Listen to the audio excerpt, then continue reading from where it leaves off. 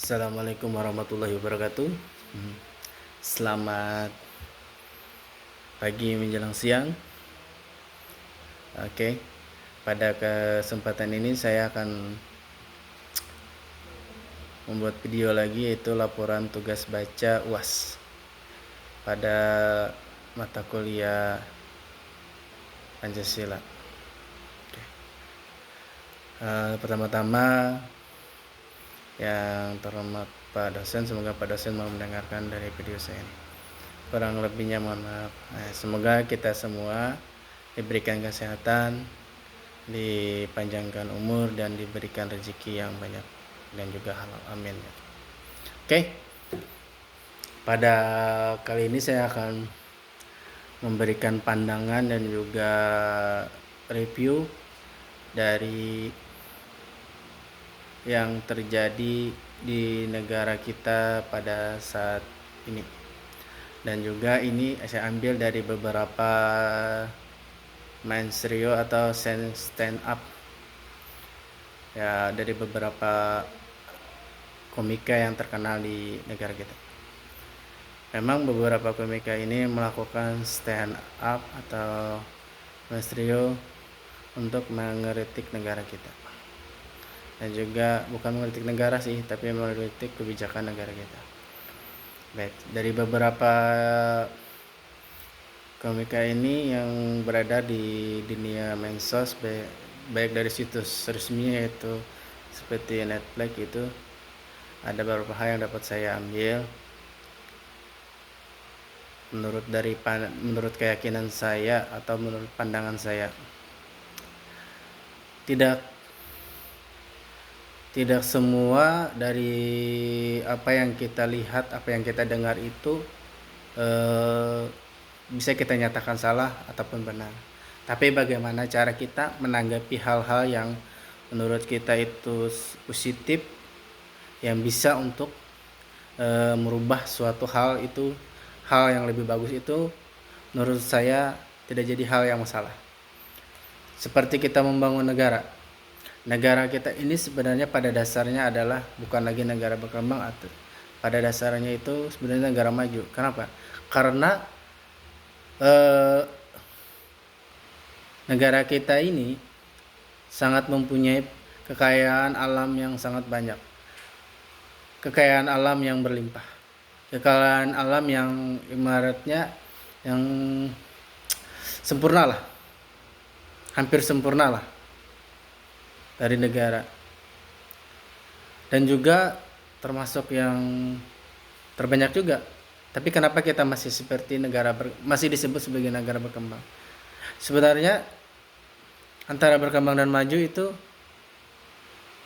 memang terlihat ketika di tahun 98, walaupun kita masih mungkin lah dianggap kurang sampai di tahun 98, tapi di saat 98 itu semua harga-harga barang itu sangatlah murah, dan pekerjaan yang penghasilannya kecil pun dapat membeli sesuatu barangnya. Kenapa? Karena harga barangnya murah. Tidak seperti sekarang, apa-apa itu mahal, baik dari segi barang yang kita butuhkan itu mahal.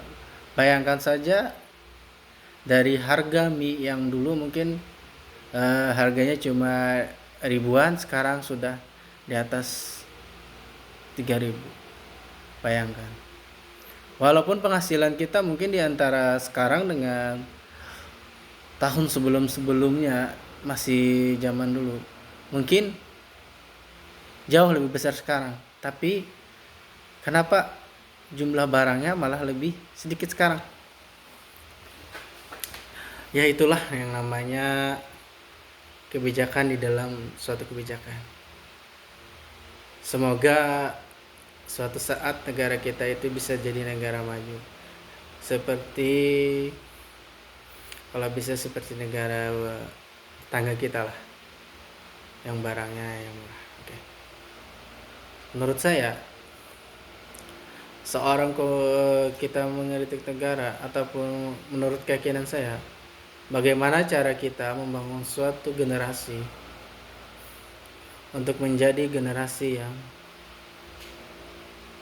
maju dalam hal dan melupakan generasi-generasi yang apa-apa menggunakan kata seperti yang dulu, apa-apa kayak dulu, apa-apa seperti itu. Gimana cara kita berpikir untuk mengubah mindset, pola pikir kita untuk kedepannya.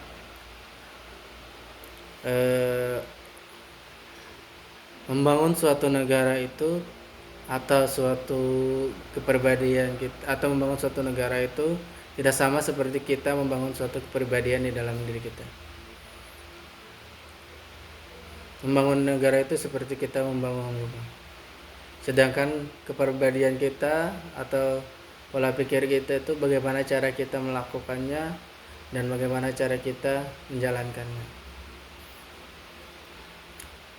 Mungkin saya ambil dari beberapa video komika ini, yang dari saya tangkap ini, mungkin sampai ada beberapa hal.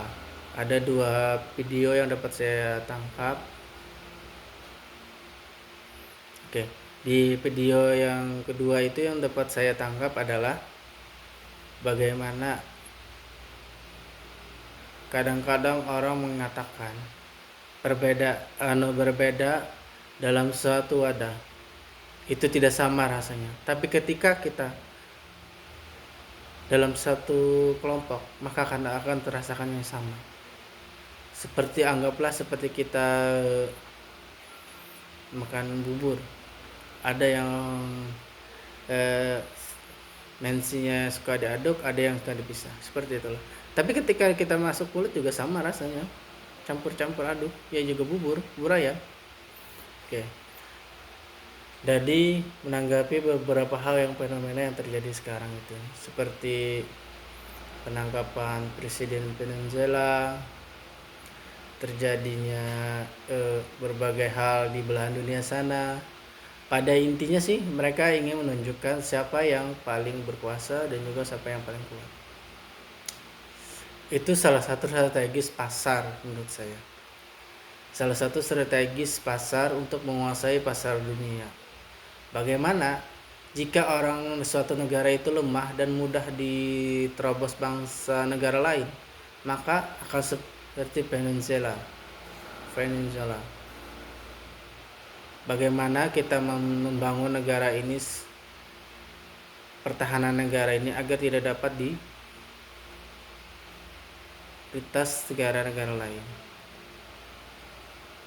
Apalagi bila negara kita ini adalah negara yang sangat kaya hasil buminya.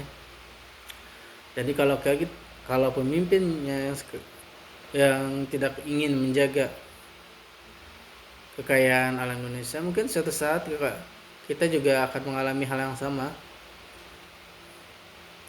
Jika para pemimpin hanya memikirkan untuk masuk kantong sendiri, untuk kebutuhan perut sendiri, tanpa memikirkan keutuhan NKRI ini, mungkin suatu saat kita juga akan mengalami hal yang sama.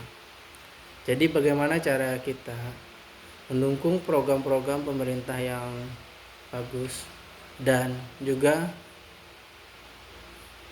memberikan pandangan yang lebih kepada kebijakan-kebijakan yang kurang etis. Artinya bukan berarti kita menuduh pemerintah ini, negara kita ini tidak bagus dalam menjaga, bagus. Tapi bagaimana akan lebih bagus lagi jika semua hal yang dapat dilakukan oleh negara itu adalah untuk kebersamaan antara pemimpin dan masyarakat. Tidak ada bedanya. Karena jika pemimpin adalah dipilih masyarakat, makanya artinya pemimpin juga seorang masyarakat. Tidak ada bedanya. Tapi kenyataannya sekarang antara pemimpin dan masyarakat itu berbeda di lapangan. Jadi alangkah baiknya semoga kita doakan aja, semoga negara kita ini menjadi negara yang maju bangsanya dan juga maju masyarakatnya dalam pola pikir. Ya mungkin video ini hanya cukup sampai sini. Kurang lebihnya mohon maaf jika ada kurangnya. Wabillahi taufiq wal hidayah. Assalamualaikum.